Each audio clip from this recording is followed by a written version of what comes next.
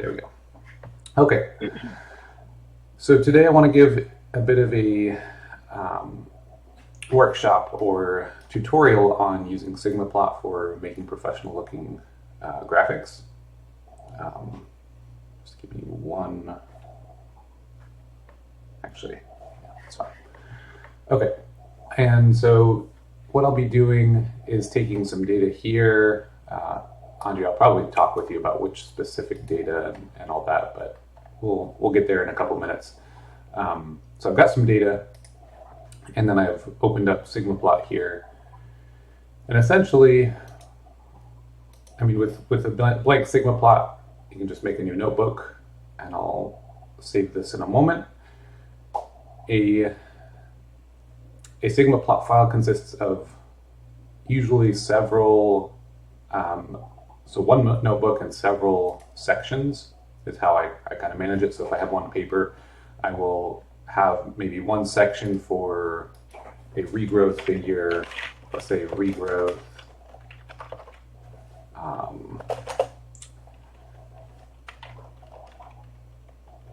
and I don't know, UV 395 or something, because I guess maybe we probably have data for that.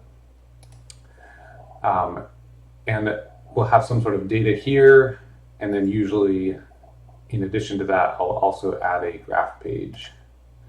It says, do I want to create a graph? Don't really want right now. This page usually pops up like this. This is actually currently sized for about a normal sheet of paper. So I usually zoom way in and scroll up to the point where I can kind of just take one section of it. Okay, so let's go ahead and get some data. Andrea, what data would you like me to work with? Maybe the 395 because I have more of it and I've already done graphs with it, so maybe we can compare. Okay, would this be a good spot to look the collective data?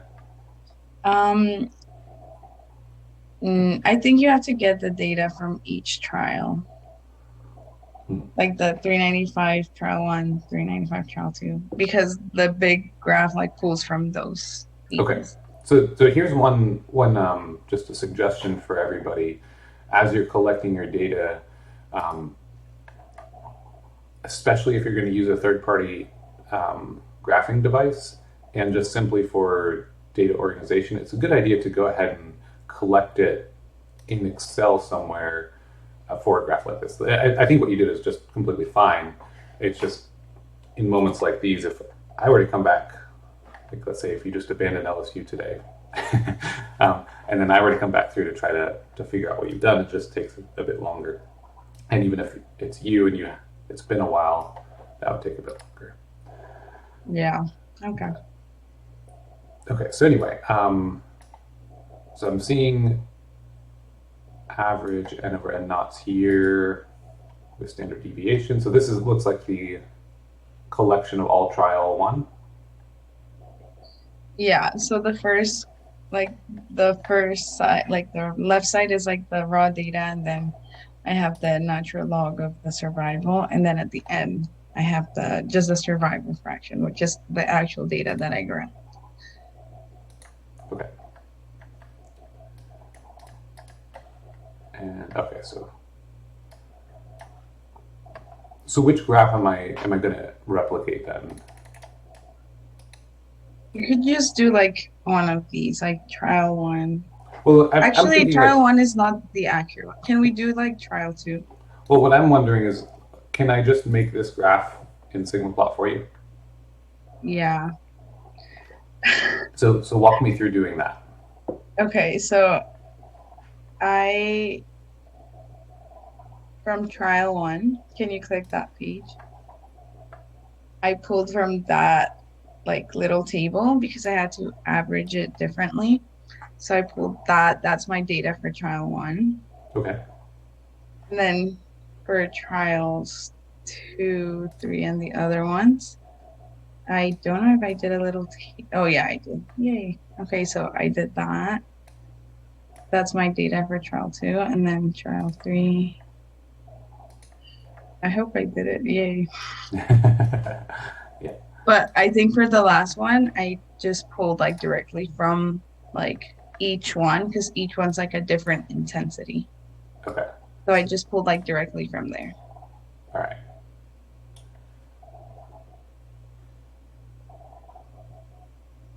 Okay. So we have time as the x value for these ones.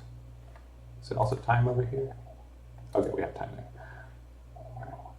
Okay, so then that'll, once we get all those pieces of data, okay, so that's each of the different intensities here. Yes. Okay, so what I'm going to do, just so that I'm working with Excel for a minute, I'm going to say, I'm going to write down the different intensities, take those, but I'm actually going to transpose them. Oops. I think I can do that.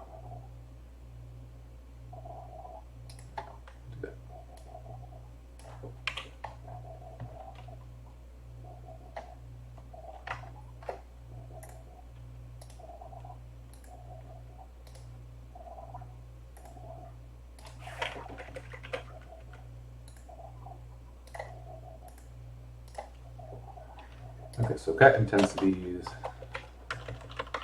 So these will be essentially the intensity, and then we'll have time here. I think that was pretty consistent throughout, right? It was Yes, it was the same through all the experiments. great.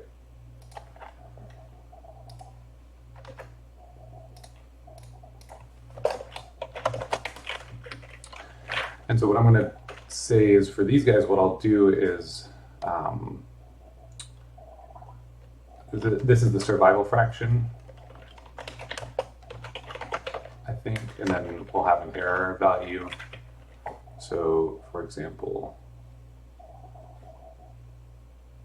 for the 1.8 intensity, let's see where we're getting that data. That's extra trial. That's trial 1. I need to label that. I think it's labeled within like the spreadsheet, but not in like the little tab names.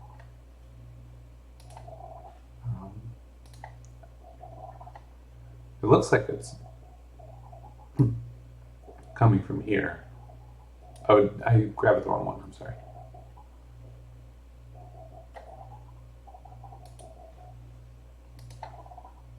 Oh, okay.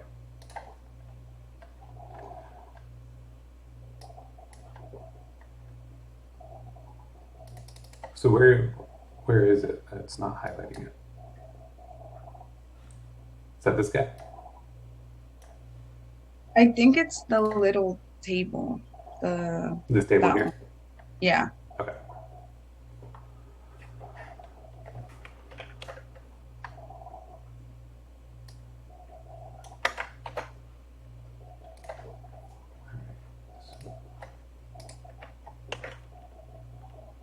That's nice.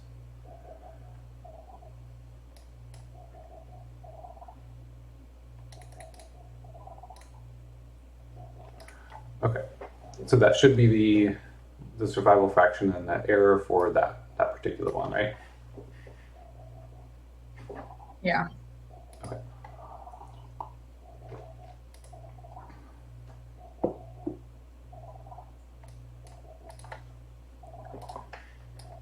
And so this one should be the Yeah, it should be the same for the first 3.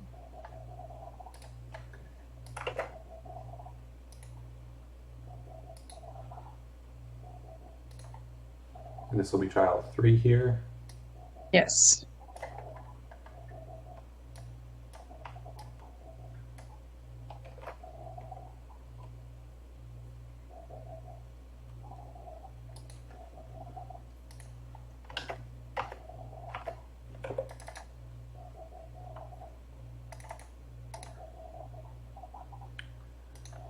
Okay, Okay, so then this one should be from the extra trials, and we'll take 0.76. Oops. Yeah, it goes in order from like highest to lowest intensities. Got it.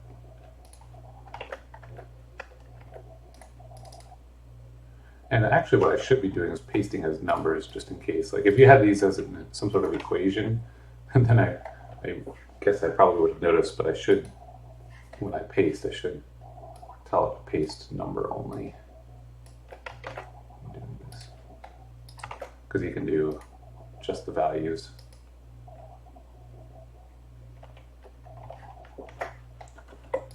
But we'll leave it like that.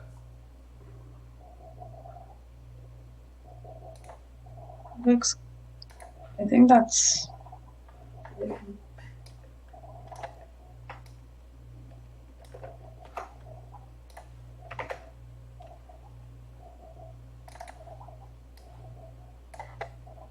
Okay.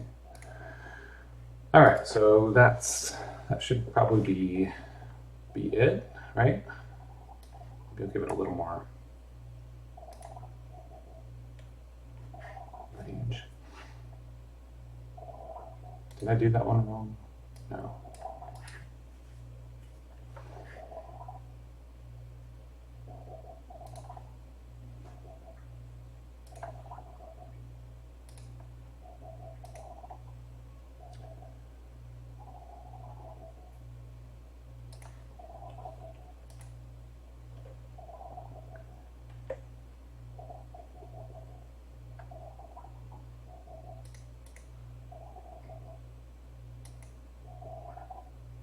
Was this percentage or is this which one? these guys? It doesn't look like it's in percent, but the others are in percent. I guess it probably is. I'm just kind of, it's weird that this one is our only one with an error value. Yeah, I don't know. I never noticed that. Okay. Yeah, I think for the error values, what we'll probably do for the time zero is probably leave that at 0. Yeah. We might have to come back to the error values, but anyway, that's data analysis. And what I really was interested in talking about was the using SigmaPlot. Okay, so in SigmaPlot, now that we have some kind of a data set in one place, what I want to do then is pretty much, and the part of the reason I laid it out in this manner is because I know it goes into SigmaPlot pretty well that way. So what I'm going to do is use the column titles to create the labels. So I'll say time in minutes, and that's just going to label that entire column. I find that it's a lot easier in SigmaPlot to just have raw data in your cells rather than have some description of like intensity equals 0.5 for that one or whatever. I like to keep that all that labeling information in the column titles when possible, although maybe sometimes it would make sense to say, so insert a column. You can insert columns just like you could with Excel, but there's just a little bit more options to it. So in this case, I might say, if I wanted to, say experiments on date using X wavelength or whatever. I could put text in there. That's not a problem. But I usually store all that data in Excel more so, and then I'm just going to do that. Okay, so then I would have, I'd continue with the column titles, and here I would refer back to my intensities. I'm just going to keep this on my other screen for a moment so that I can refer to them. This is 1.8. What was it? Micro centimeter micro. It's milliwatt centimeter squared. Okay, and I'm actually going to do myself a favor. Instead of using u there, I'm going to Doctors know it's milliwatt, not microwatt. Milliwatt. Okay, thank you. So that's easier though. But you can actually insert a special character there, and it's a little bit worth going ahead and going through the effort to do so, and I'll show you why. So we have 1.8, 1.4.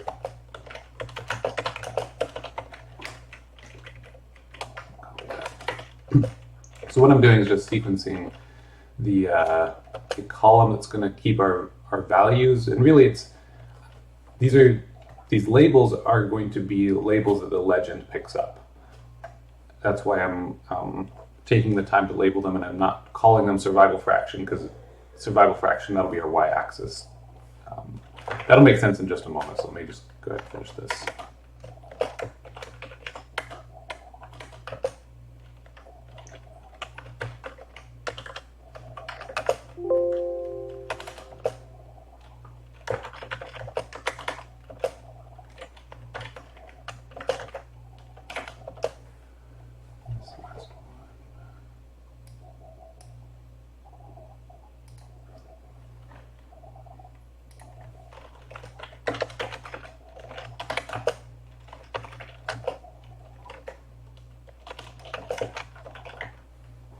Okay, so now I should be able to just simply copy and paste our entire table over.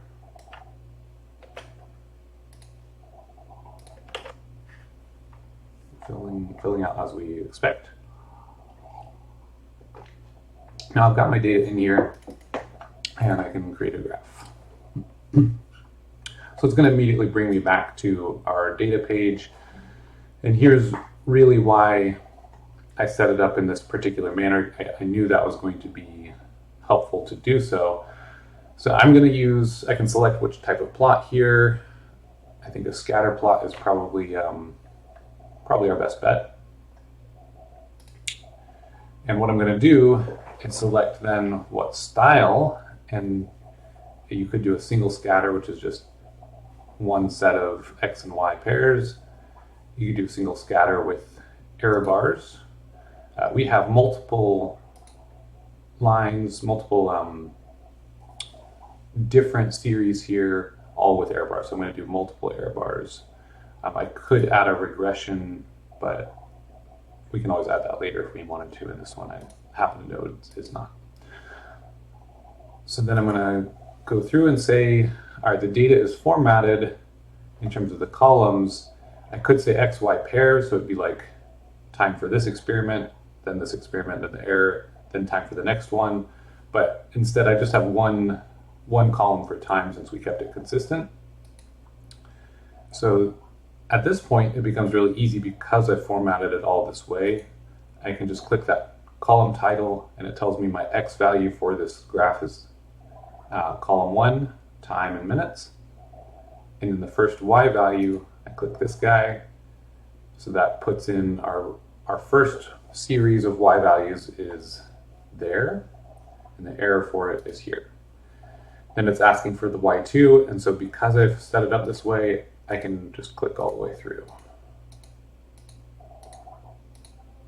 And I can double check at the end that, yeah, it did end on error. Every time it's asking for an error value, it's one of my error columns.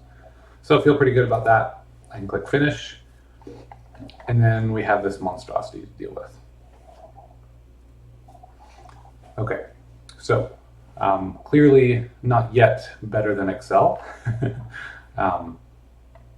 And I don't know, that data looks a little different than what I was expecting from this. That might just be the scaling. Because that data should be essentially like this, right, Andrea? Yeah, but this graph starts, it cuts off at %10, the y-axis. So you don't see like the full like inactivation. I see. Okay. Yeah, so definitely some scaling, and the default scaling is really weird here. So we have a few things to deal with, and that should clear stuff up. Okay, so really even before, and I always forget to do this myself, so it's going to be good to do so now. Nobody cares about an axis graph title there.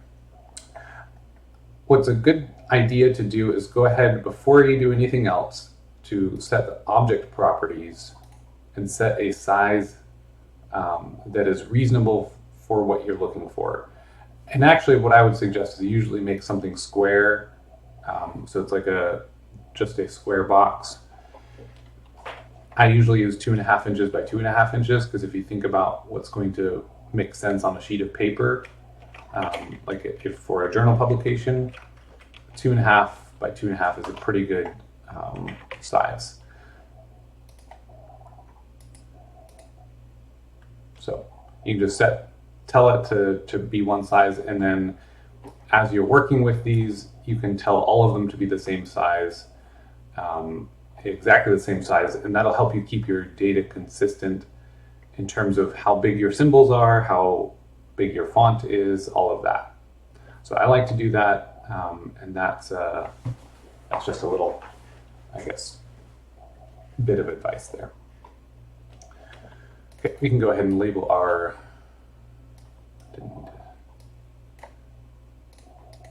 That. Let's set this aside. Label that. And this is survival.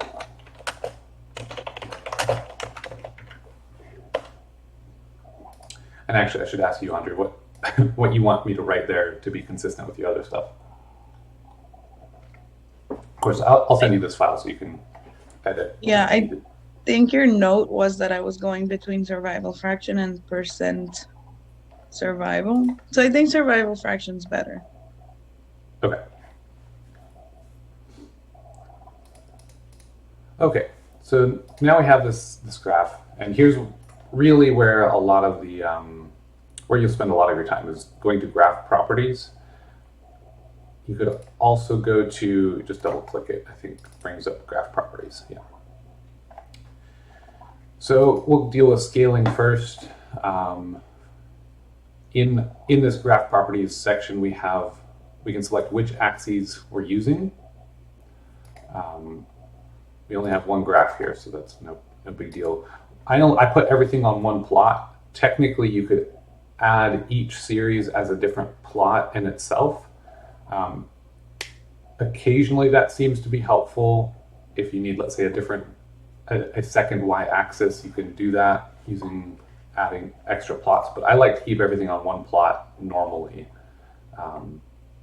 So normally that just stays where it is. Okay, so then we can select which axis we're dealing with the scaling. So here we see it starting at -45. I'll probably have it start at 0 and ending at 300. Or, maybe if I want to get the symbols off of the axis, maybe I would do 305 or something. Okay. And we could do the same for the left side, if that makes sense. Then the y-axis, I'm actually not sure what's going on here. Let's see, it starts at -1. We'll just do 0.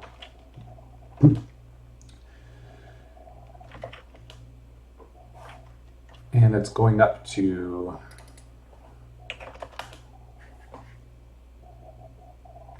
I think I made the wrong kind of graph. I'm going to modify the plot.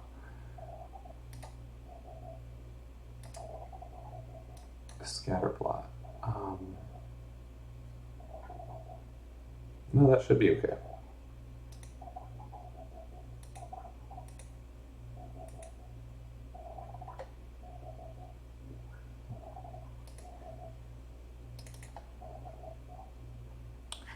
Okay.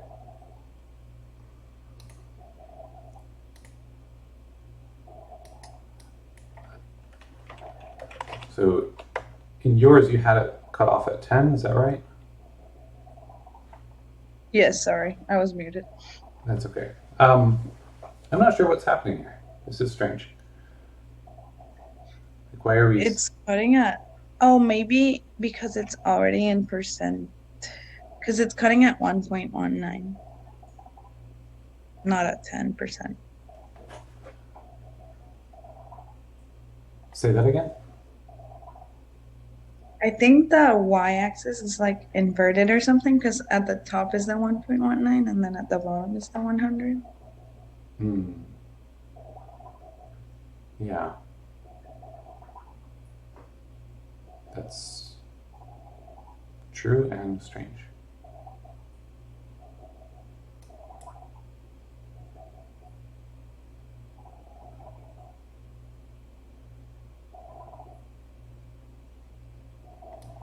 What if we did 10 and 0?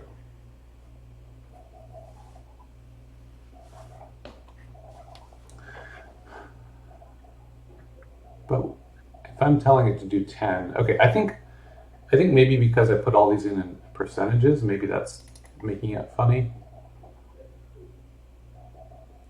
Yeah, I think so too. I'm like looking at my Excel sheet and seeing what I did.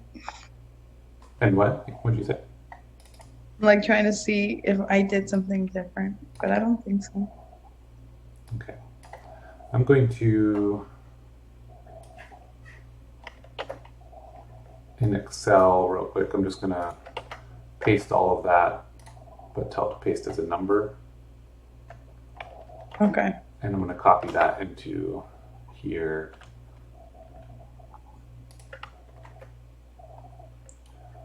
See if that looks better.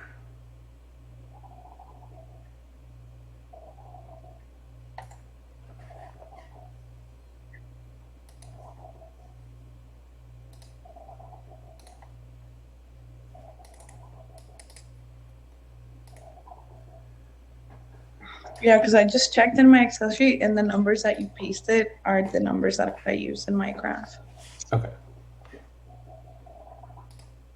Oh, here. I think I found it.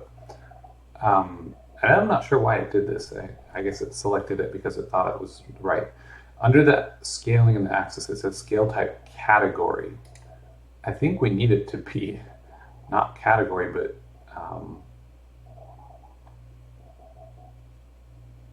like just value. Let's try linear. So here then, I'm not sure why we're.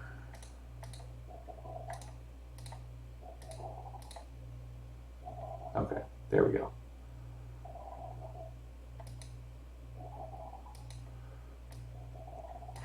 And start at 0.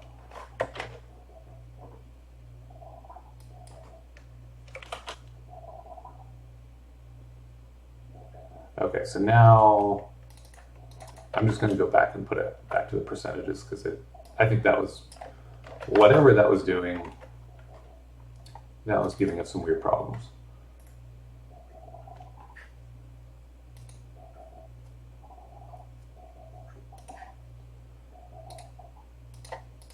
So if I tell it to just do the data range,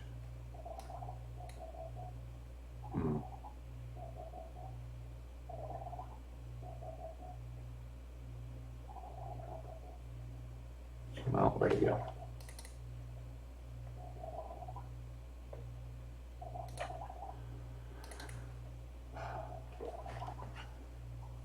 Well, as you can see, there's sometimes some troubleshooting involved.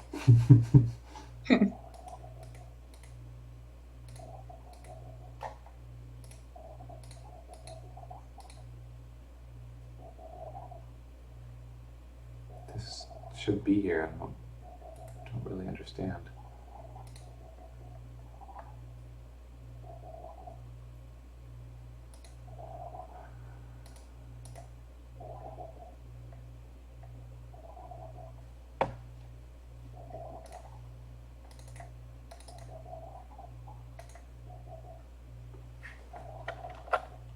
Okay, you know what I'm going to do?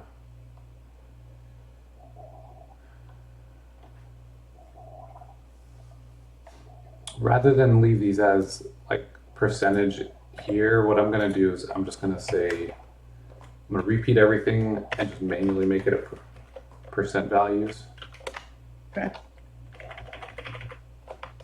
Yeah, I think when you work with an Excel and then you try to export something, it's like so much formatting. Yeah. So I think that's hopefully the only issue coming through. There we go. Okay. So that finally seems to have understood what I wanted. Okay, I think I've had this issue very, very rarely where it selected the wrong scale type, but I guess a good thing to look out for. Okay, so back to actually formatting the graph. We have, control over the scale. We can start this maybe -5 just to see the data points there. We can end it at 100 because that's our upper bounds. Or another thing we could do is, I'll come back to, we could make a break to kind of separate some of this stuff out because we know we have a lot of blank space. So I'll do that in a minute. But for now, what we can see, if I were to zoom in, what we should be able to see is we do have data points. Each of them do have error bars according to the experimental error that we added in there. So that's good. The time zero points have big error bars, and I don't think that's really needed because we sort of make an assumption there.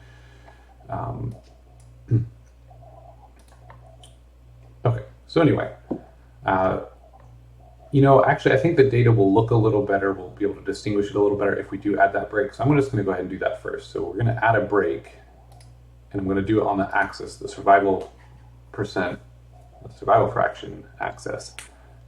And I'm going to, we'll show the break. And so it's showing us that we are breaking some amount of our axis value here. And I'm going to omit from 15 to 95. So we see 100 there. This would be probably 90, I guess 98. And then all the way down here is 15. Now I can manipulate the width of that little axis break.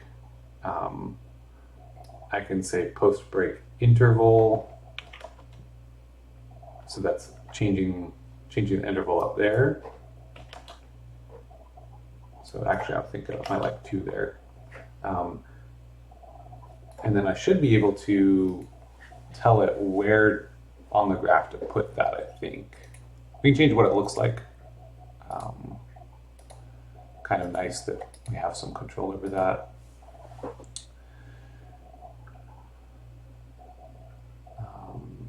Okay, the position, yeah, so I can position it higher or lower. So I'm going to position it up there. And I think maybe I'll position it from, I'll omit 20.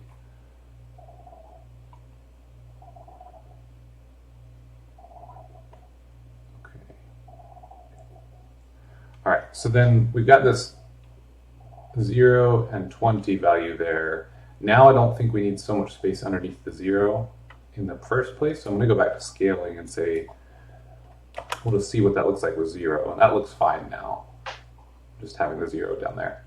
The other thing I'm going to do is tell it now a little bit more about what I want in terms of these tick marks and the frequency. So we'll go to major ticks. Those are the little points there. And so right now on the y-axis, it's manually done, and I'm going to tell it to do every 5. So now we have 0, 5, 10, 15, 20, and then the break. And in fact, I don't really want that 20 showing there because it doesn't really look that good. So I'm going to go back to my break and say, let's omit 19.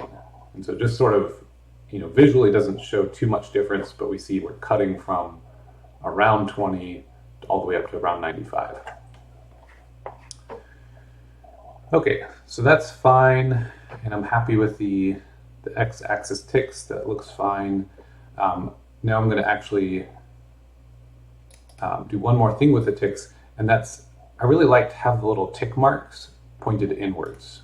That's mostly a style thing, but if you watch when I do this, for the major ticks and the minor ticks, if I put them all inward, I find the graph immediately starts looking a bit more professional. And I'm going to do that for the time as well. Maybe it's just that it looks different than Excel, but now that I've done that, can you guys see like it feels different? Yeah. Yeah. So it's just a few clicks, just changing the tick marks to be inward for both of them on both axes, and I like to do that. Okay, so then I'm gonna say, all right, this is looking better. Then there's a couple things I want to do. I want to get the legend in order, probably change the symbols, maybe make them a little bigger, and adjust the font on most of the thing. So I'm going to go back to the graph properties and go up to legends. So essentially, I have each of the entries here, and I can click them. I can edit the legend text just right here if I wanted to. And then that should update like that. Or if I need a little more detail, which I actually do, I can go in and then tell it to superscript that too. One thing you notice here is that that's pretty small font, so I'll go ahead and take a first pass at changing the font. So in this graph page, there's a tab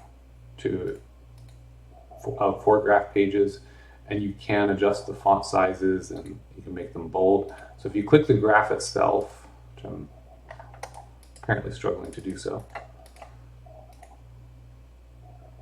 I think that's it. We can click bold. No.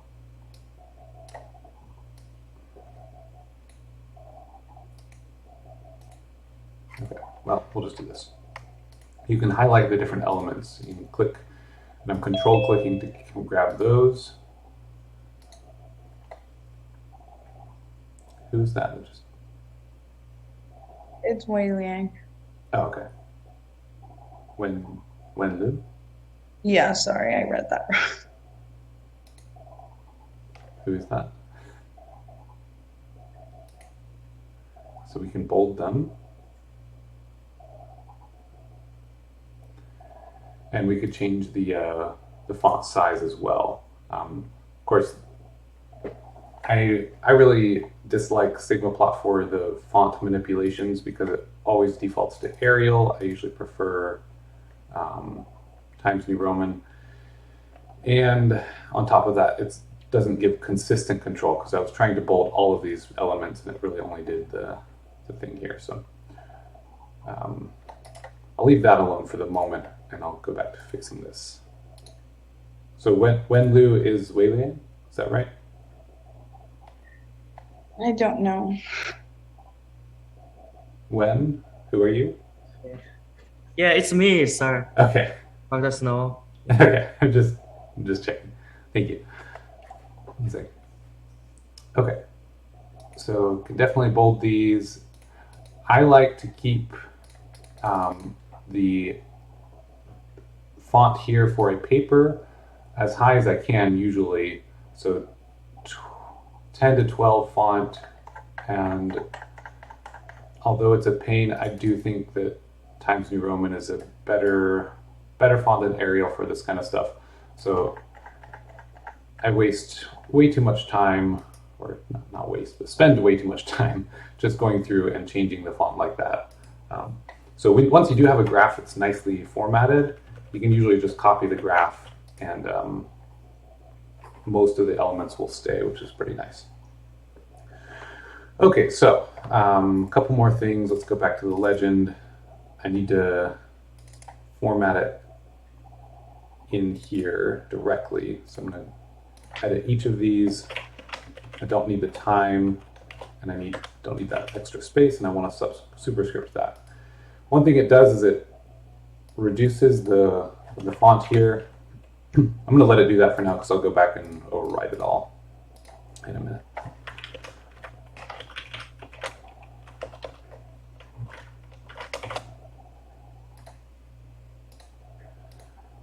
Okay, so a little bit of tedium sometimes, but not too bad.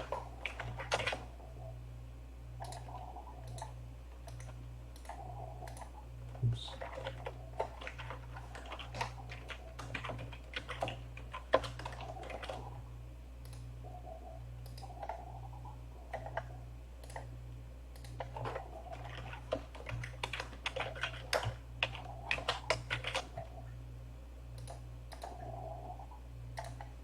Okay.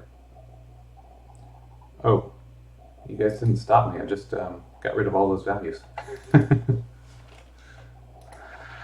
didn't even notice. All right. I think it'll just be faster for me to manually put them back in. How could you guys?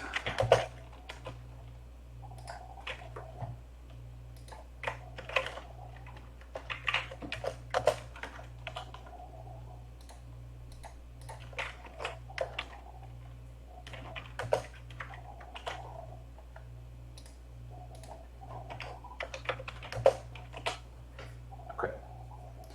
All right, there we go. Now we can, if we want to, we can put this legend inside here. A lot of times if we do, I like to remove the little box it's framed in. So you have a lot of options like that to add or remove that framing box, position it where you want.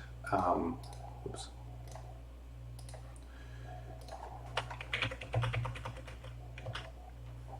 Oh, and it looks like it got rid of all those things. That's annoying. So a little more finagling to do here.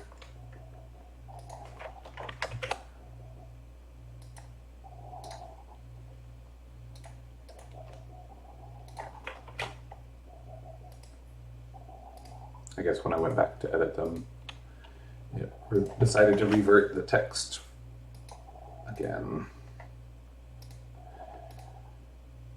Okay. I'm sure there's Why more is that the first, sorry, Dr. Snow, the first like 1.8 milliwatts per centimeter and the squared is like way bigger than all the other ones? Yeah, it's because I manually changed that to be the same font size. So if I can do that and make them all that size. And then I want them in Times New Roman.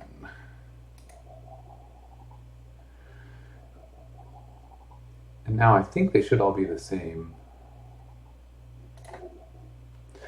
And maybe now that it's adding a little space between them, so either I should have let it do what it was going to do, or maybe maybe it would look better to have this off to the side in a box or something. So you can always decide that kind of stuff as you see fit.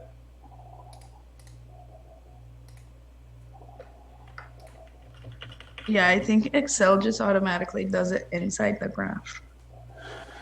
Yeah. Yeah, in Excel you have some control over it. In this, we can lock the legend or unlock it, and I think you could even rearrange elements. If you do the right thing, I think it would let you do that. But okay, so then I think one of the last things I would want to do here, well, first of all, I think I actually probably don't want these to be quite that big. Maybe size 10 would look a little better. Of course, it changed these on me. Okay, so then I think the last thing I want to do is try to improve the symbols themselves. And when I work with the symbols, I have two things in mind. One, I want it to be consistent with the other figures and just generally look good and clear. And two, I want to make sure that if somebody prints this paper, presentation, whatever we're working with on black and white, or if somebody's viewing it and is colorblind, I want to make sure that the information is conveyed clearly anyway. So it has a few defaults in terms of how it can present the symbols and the colors. It defaulted to doubles here, and that works pretty well if you have like a pair, like here we have like two circles, right? One's filled in, one's not. Then we have a pair of diamonds, one's filled in, one's not, or triangles. But that's not really meaningful because we don't have pairs of data here. So I usually prefer incrementing.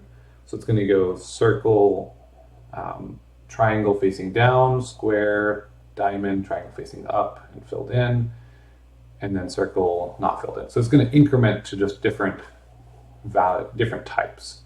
These all seem a little small to me, so I'm going to ratchet up the size a little bit and see what that looks like.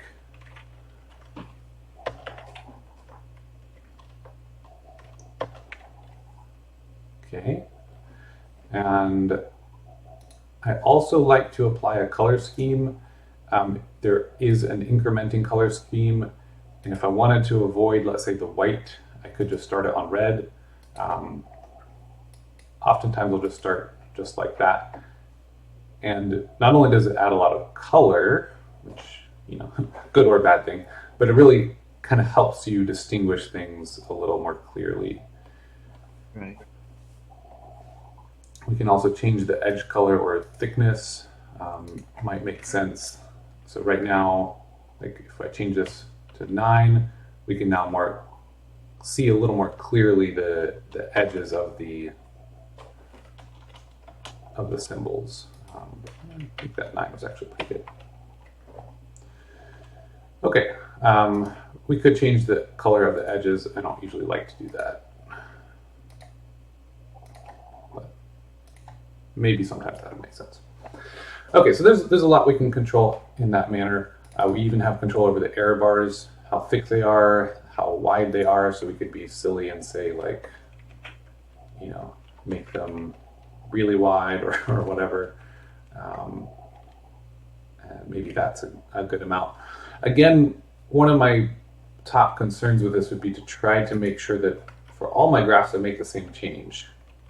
Like, if I'm going to make them a little thicker, then I should probably do the same amount to all the graphs that I have. Okay, so at the end of the day here, I'm thinking about it, and I'm wondering to myself, is this actually a better visualization than kind of the format we had over here with Andrea's plot in Excel? Now, of course, Excel is a little bit preliminary, and I don't, we hadn't really given a lot of attention to this yet, but just thinking about it for a moment, the data's there, it feels more professional, but we are missing some of the connected lines aspect in a way, but I feel like if we were to connect them all, which we can try to do in a moment, it might just look like a hot mess. So a couple of things we could do is maybe adjust the split a little bit more. Andre, sorry. Go ahead. Because that graph is like not a square, it's like wider because the data is like not like it doesn't expand as much like vertically, but it like helps to have like a longer horizontal axis, which is why I kind of like graphed it that way. Maybe if we like spread it out more, it would look more similar. Yes, and I don't know, something weird is happening. I'm not able to right click. Okay, it's just selecting error bars anytime I'm right clicking. And hang on.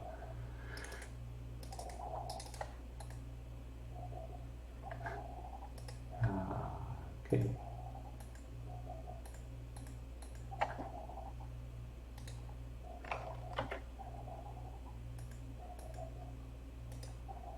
Well.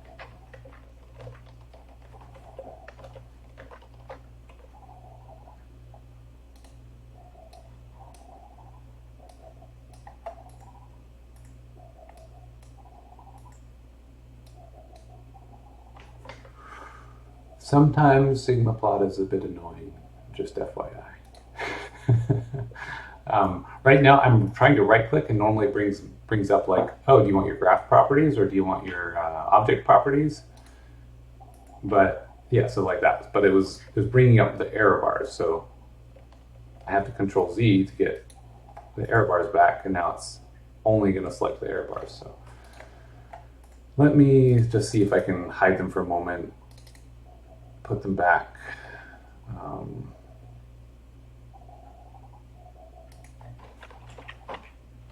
Okay, so they're back.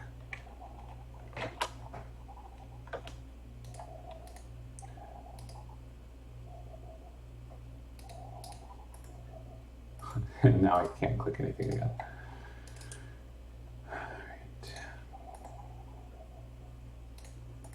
All right.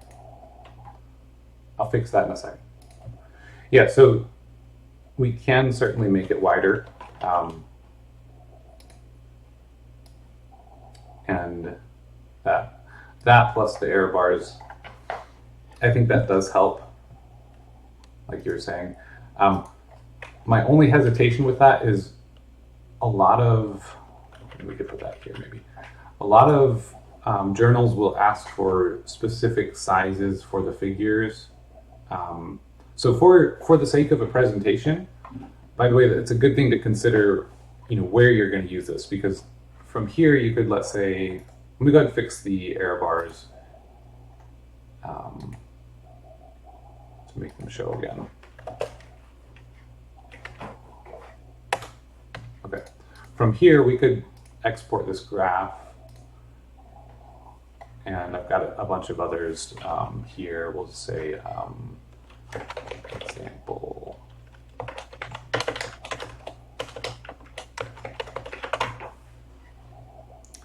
And it's going to ask, okay, well, we've got this height and the width, and I can tell right now that something is buggy because it shouldn't be 10 inches. Like it's finding some error bars that are like way out, because it should be what, 5 inches wide and 4 inches tall or something. So something's bugging out, but we can go ahead and export that, and I should be able to open that here in a moment.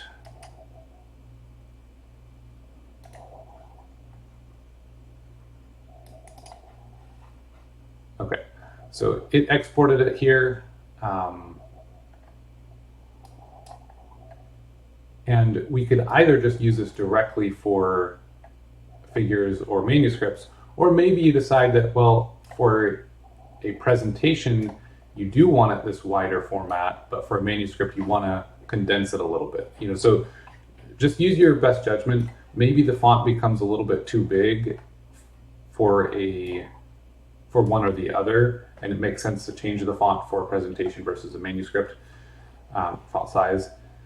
But just use your call, right? Look, make it so that it's best communicating what you want for your given activity. Does that make sense?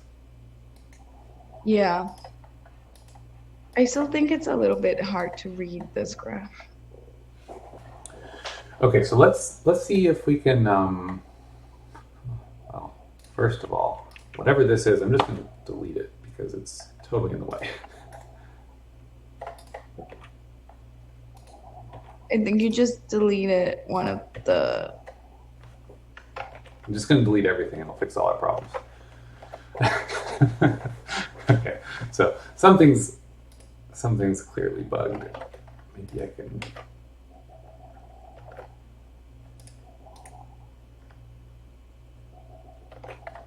I want to be able to just select or copy the entire graph. And I'm copy pasting, I'm getting that.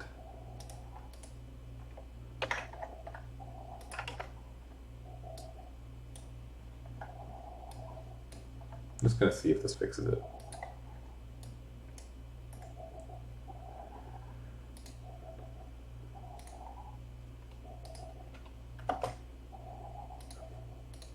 Hey, I think it fixed it. Okay. Just gonna say go away. All right. Well, I guess some annoying troubleshooting is probably a good thing to see in order to know how to deal with some of SigmaPlot's quirkiness. All right, so then Do you think connecting the lines is going to help it a little bit, or do you think it's just a mess because it's all the all the I points think in it sequence? might. I'm just thinking like if I'm trying to convey like where it peaks, like you can't really tell. Yeah. Like all looks like I can't really distinguish between like data sets. Yeah.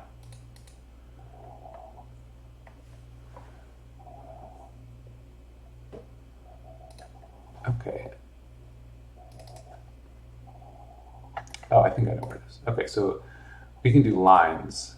So lines right now we have none. That should be it. Okay, so we're gonna go solid lines. We can bump up the thickness. We could also do like dotted. It doesn't always show up very good on the SigmaPlot file itself, but usually it's a little better than that when you export it. Um, we could also change. We could do it incrementing so that the different ones um, increment for the different, like, and it'll change the legend there too. So we've got a couple things we can do in that regard. Um, One question I had for you, Andrea, was these data points right here um, that are like up 15% or so. Are those the during the disinfection step? Yeah, I think so, which is why I like cut them off from my graph Yeah. because So I can't make like time negative because technically like the regrowth starts like yeah. time like minute 3 is technically time 0 for the regrowth, Right. but I can't make them like negative. Yeah. So So one thing we could do then is just delete that altogether yeah, because and then could you label the 3 time 3 0 instead of 3? we could do that. Yeah. Oh yeah, yeah. Because that'll And also sort of make some sense that we go from here. yeah, Um, yeah, it might be worth keeping as a time three, but oops, I'm a little. I have some thoughts about that because it might make sense to say the reactivation started at 3 minutes in our paper or something because it's then not really would I affecting. have to like shift all the other ones like then time 23 You or could, I mean, we could also do this as -3, right? We could just display it that way. Like I know time can't be negative, but we can say that was done 3 minutes before this I stuff, right? mean, yeah, I mean Excel just wouldn't like it would like go crazy if I try to do like negative time. Okay. Okay. Well, one boost for SigmaPlot then, I guess maybe. Okay. So then the other thing we can do now is make this break a little better in terms of we can have it break omitting more, right? So we can do, let's say 11 through, or even like 9. And then we could do major ticks every 3 or something, or every 2. Yeah, so here we go. I think that helped it out a good bit as well. That's Yeah. probably good. And so maybe this incrementing lines is just feeling a little distracting. So we can come back to that and just say, let's just do solid, maybe slightly thicker. And with those changes, uh, it might be worth just checking, well, what if we do go back to 2.5 width?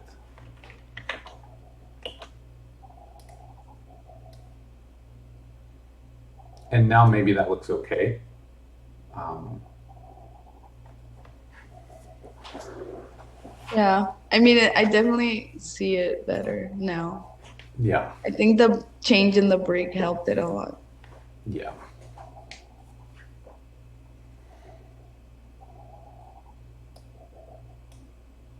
Okay, so there we go. And then we can, I'll just go ahead and select it just to make sure we have the right thing.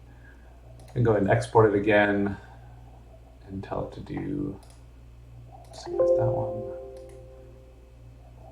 And now I seem to have fixed the thing. We can change the figure DPI.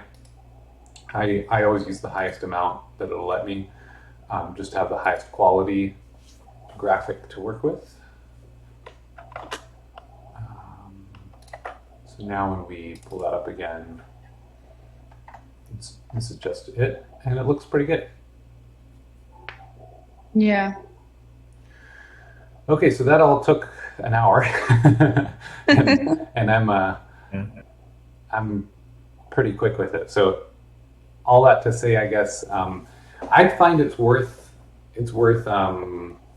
learning. I'm asking Caleb and Andrea to learn it and to use it.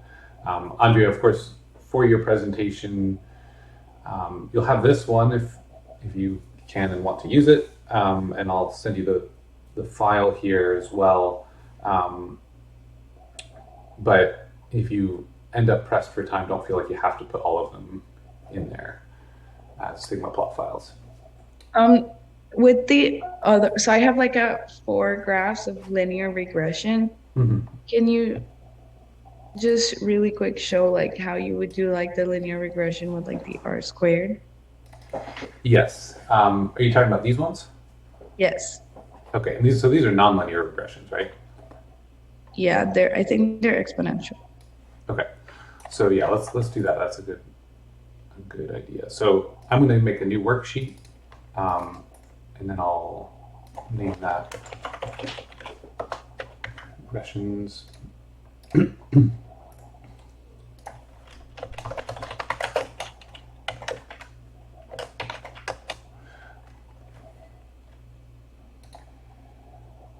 And we have SM, a S naught, SM minus S naught, and S. Okay, so that all the data looks to be all set and ready up here. That's just coming from this spot. So that's actually, I think, already nicely formatted. Let me know if that is not correct. No, it's correct. Great. It always wants me to make a graph page right away. I'm just not ready for it. Okay, let's do it now. All right, so this will also be scatter plots. We'll do multiple regressions and see how that goes. I haven't really used the automatic regression function too much, but I think it should be okay. It's probably going to do a linear one by default. Is it okay if like all the different, like to combine them all into one graph, or is it better to have like 4 different graphs? Let's see. It just depends. I'm gonna. Because I didn't graph all of them. Like I didn't graph the S not minus SM. Oh, right, because that wasn't really pointful, right? Yeah. Yeah. So first of all, we could get rid of that. I think we can just delete that altogether.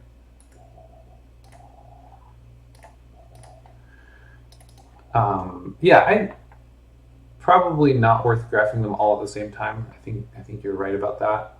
This would be a good time to just do one at a time. For the example, could you just like show one, like Yeah. whichever one? So I'm going back through and I'm just going to modify the plot itself to get rid of all those. And so what you see it doing right now is plotting, let's see,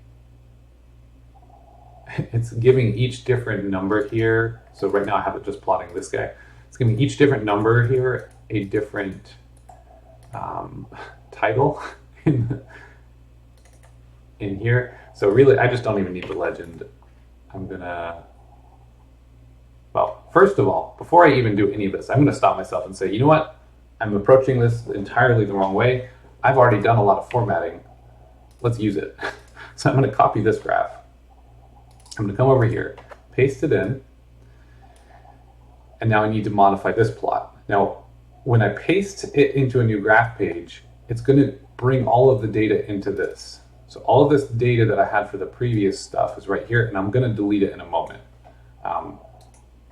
So what I'm going to do, I don't need all of that, but it's nice to have all the formatting I've already done. What I'm going to do is have an issue.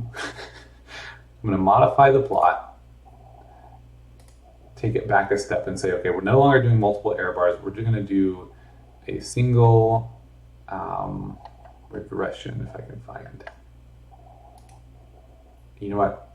We're not even going to do line and scatter plot. We're just doing a scatter plot. So I'm going to do a simple regression, XY pairs.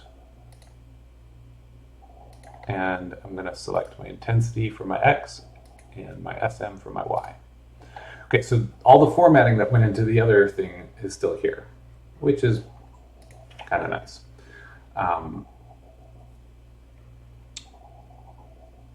Okay, so now I can come back here and just delete all this stuff that I don't need.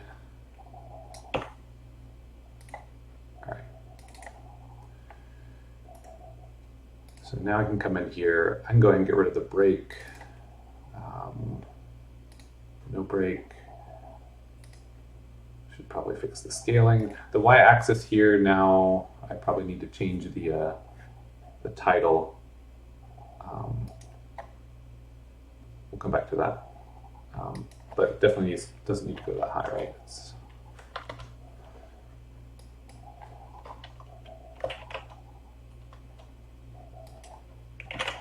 Oops. In fact, I think if I just do data range, then it's going to do that automatically.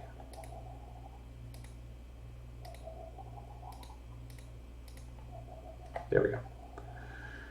Okay. So that's reasonably formatted. Just for my own sanity, I'm going to change that to SM. That's a linear regression, of course. We can select and delete that regression if we want. And we should be able to go to analysis, do a regression wizard, and say, okay, well, I can do a linear regression. Well, first of all, I can select the equation category. So we can do polynomial, we can do a whole bunch of different types, even user-defined. I haven't done much with these. Normally I do my linear regressions in Excel and then go with it. Let's see. I guess you probably did quadratic or something in yours? I did exponential, I think. Okay.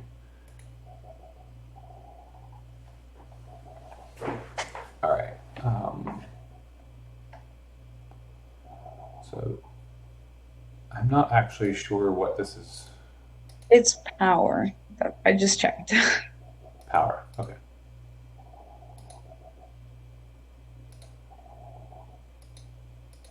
So I'm looking at the equation it shows here. 2 parameters, y equals ax to the b. This has a initial. So I'm gonna do that and see how it does. Variables y and x. Yeah. And then it gives me some options in terms of some of the constraints. I'm just going to let it do its thing and see what happens. It's giving, looks okay. Looks like it's happy. And it can put this regression stuff somewhere so it can create a report, add equations to the worksheet. First empty columns, that should be fine. We can even tell it to create a new graph or do any of that stuff. So I'm just going to let it finish with that. Okay, so then it gives us that regression.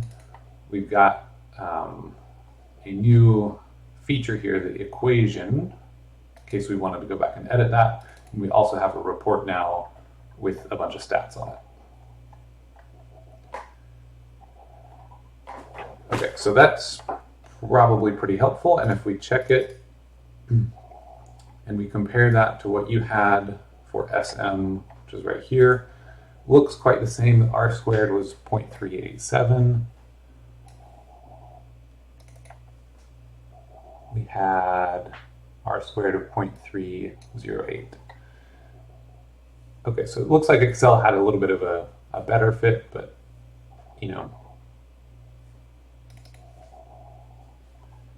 I think it's all right.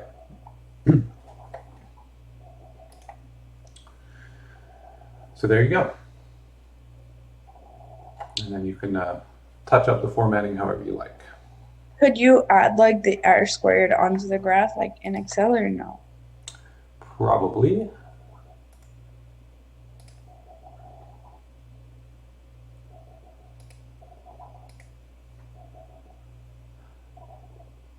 You can add reference lines, by the way.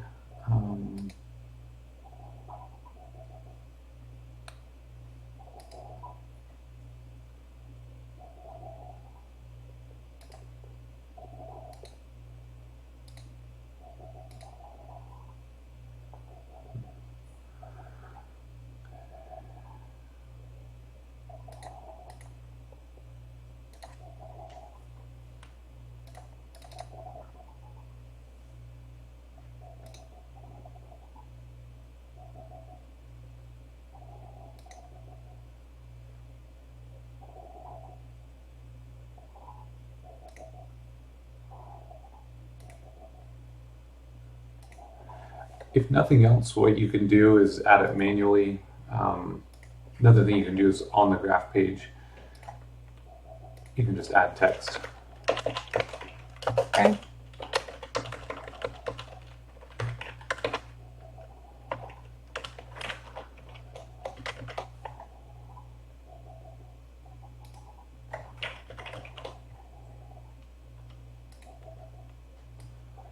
So there's probably a way to do it, but I'm not positive, but that's another way to do it.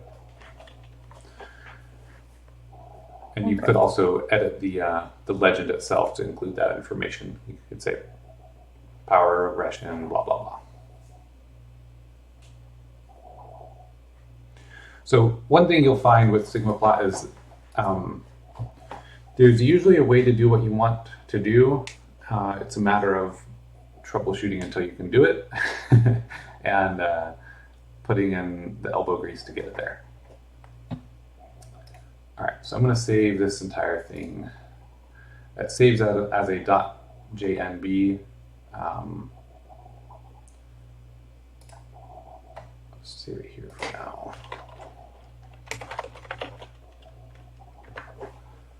And I'll send you that in a moment. Okay, thank you. Mm-hmm. Any other questions or concerns from anybody? I think it's pretty okay from here. As time goes on, when I get my data, I'll explore more of it. So it's okay. We've got a lot of echo from you, Caleb. If you've got some headphones, that might help.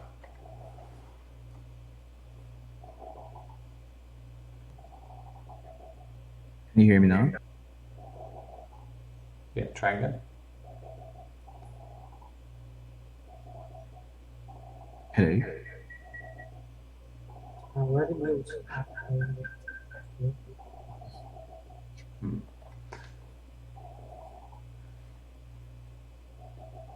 Yeah, I'm not sure.